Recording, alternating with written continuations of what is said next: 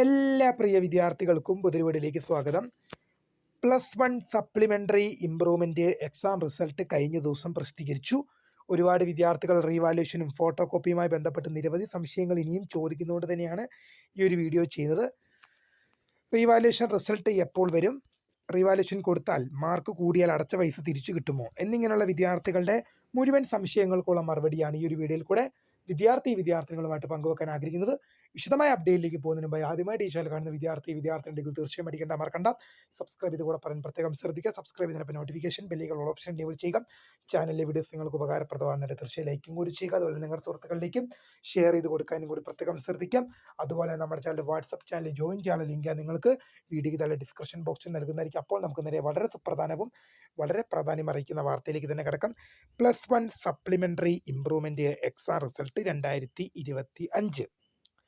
Revaluation photo copy സ്ക്രൂട്ടണിയുമായി ബന്ധപ്പെട്ട് വിദ്യാർത്ഥികൾ നിലവിൽ ഒരുപാട് സംശയങ്ങളാണ് ചോദിക്കുന്നത്. റീവാലുവേഷൻ കൊടുക്കുന്നതുകൊണ്ട് കാര്യമുണ്ടോ, റീവാലുവേഷൻ ഫോട്ടോ കോപ്പി സ്ക്രൂട്ടണി എന്നിവ നമ്മൾ അപ്ലൈ ചെയ്യുമ്പോൾ ഇതിന് എന്തൊക്കെയാണ് നമുക്ക് ബെനിഫിറ്റ് ഇതിൽ നിന്ന് ലഭിക്കുന്നത്, അടച്ച പൈസ തിരിച്ചു കിട്ടുമോ, അതെങ്ങനെയാണ് തിരിച്ചു കിട്ടുക എന്നിങ്ങനെ ഒരുപാട് തരത്തിലുള്ള സംശയങ്ങളാണ് വിദ്യാർത്ഥികളുള്ളത്. നമ്മൾ ഈ റീവാലുവേഷൻ ഫോട്ടോ കോപ്പി സ്ക്രൂട്ടണി എന്നിവയുമായി ബന്ധപ്പെട്ട് ഡീറ്റെയിൽഡ് ആയിട്ട് പറയുന്നതിന് മുമ്പ് നമ്മൾ അപ്ലൈ ചെയ്യുന്നതിന് മുമ്പ് നമ്മൾ എന്ത് ചെയ്തിരിക്കണം, റീവാലുവേഷൻ ഫോട്ടോ കോപ്പി സ്ക്രൂട്ടണി ഇത് മൂന്നും എന്താണ്, ഇതിലൂടെ നിങ്ങൾ ഇപ്പോൾ റീവാലുവേഷൻ നിങ്ങൾ കൊടുക്കുന്നു, അല്ലെങ്കിൽ ഫോട്ടോ കോപ്പി കൊടുക്കുന്നു, അല്ലെങ്കിൽ സ്ക്രൂട്ടണി നിങ്ങൾ ചെയ്യുന്നു. അപ്പോൾ നിങ്ങൾക്ക് എന്താണ് ഇതിലൂടെ നിങ്ങൾക്ക് ലഭിക്കുന്നത് എന്തൊക്കെയാണെന്ന് നിങ്ങൾ അറിയണം.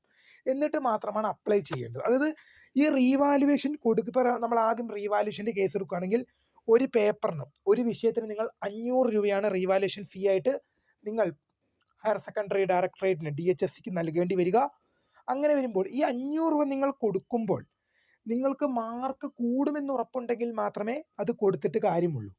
അതായത് നിങ്ങൾ അടച്ച പൈസ നിങ്ങൾക്ക് തിരിച്ചു കിട്ടണമെങ്കിൽ മിനിമം നിങ്ങൾക്ക് എത്ര മാർക്കാണോ നിങ്ങളുടെ റിസൾട്ട് വന്നപ്പോൾ ഉണ്ടായിരുന്നത് അതിനെ കഴിഞ്ഞും 8 അതിന് മേലേക്കോ മാർക്ക് കൂടുമ്പോഴാണ് നിങ്ങൾക്ക് നിങ്ങളുടെ അടച്ച പൈസ എന്ത് ചെയ്യാറ്, റീഫണ്ട് കിട്ടുക. ഉദാഹരണം പറയുകയാണെങ്കിൽ ഇംഗ്ലീഷ് എന്ന എക്സാമിൽ നിങ്ങൾക്ക് 80 മാർക്കിൻ്റെ എക്സാമാണ്, നിങ്ങൾക്കൊരു 40 മാർക്കാണ് നിങ്ങൾക്ക് ഉണ്ടായിരുന്നതെന്ന് വെക്കുക. +1 സപ്ലിമെൻ്ററി ഇംപ്രൂവ്മെൻ്റ് എക്സാം വന്നപ്പോൾ നിങ്ങൾക്ക് 40 മാർക്കുണ്ട്. നിങ്ങൾ റീവാലുവേഷൻ അപ്ലൈ ചെയ്തു, ഒരു 48 അതിന് മേലേക്കോ കൂടുമ്പോഴാണ് നിങ്ങൾക്ക് എന്ത് ചെയ്യുന്നത്, നിങ്ങൾ അടച്ച ഈ 500 രൂപ റീഫണ്ട് കിട്ടുക. ഇനിയിപ്പോൾ 45 ആയുള്ളൂ, 8ന് താഴെ ആയിട്ടുള്ളൂ, അങ്ങനെയെങ്കിൽ നിങ്ങളുടെ ഗ്രേഡ് വർദ്ധിക്കും. ഇപ്പം 40 എന്നുള്ളത് 45 ആയി, അങ്ങനെയെങ്കിൽ നിങ്ങളുടെ ഗ്രേഡ് വർദ്ധിക്കും. പക്ഷേ എന്ത് ചെയ്യില്ല, അടച്ച പൈസ നിങ്ങൾക്ക് എന്ത് ചെയ്യില്ല, റീഫണ്ട് കിട്ടില്ല, അത് ഗവൺമെൻറ് എടുക്കും.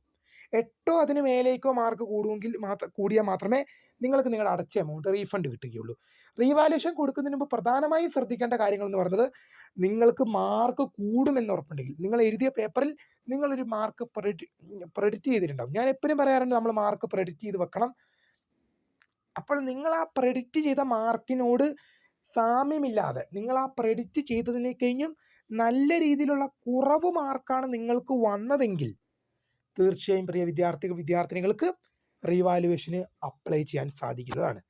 ഇനി ഫോട്ടോ കോപ്പിക്ക് ഒരു വിദ്യാർത്ഥി ഒരു പേപ്പറിന് ഒരു വിഷയത്തിന് 300 രൂപയാണ് കൊടുക്കേണ്ടത്.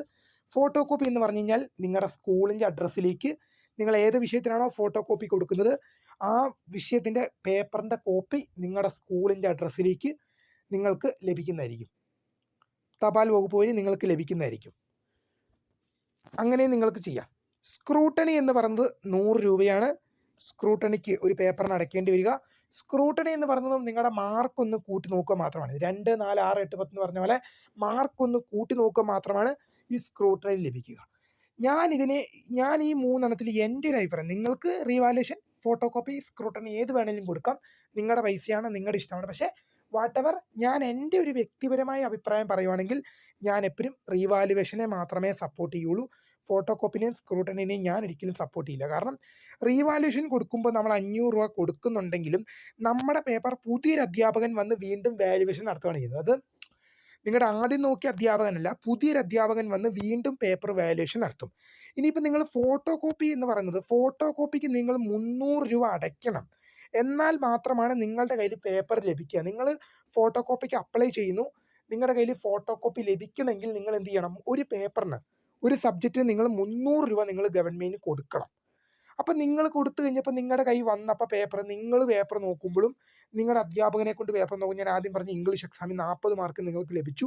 ആ ഇംഗ്ലീഷിൻ്റെ പേപ്പർ നിങ്ങളുടെ കൈ കിട്ടി. നിങ്ങൾ നോക്കുമ്പോൾ അല്ലെങ്കിൽ നിങ്ങളുടെ അധ്യാപകനെ കൊണ്ട് നോക്കുമ്പോൾ നിങ്ങൾക്കൊരു 45 50 മാർക്കുണ്ട്.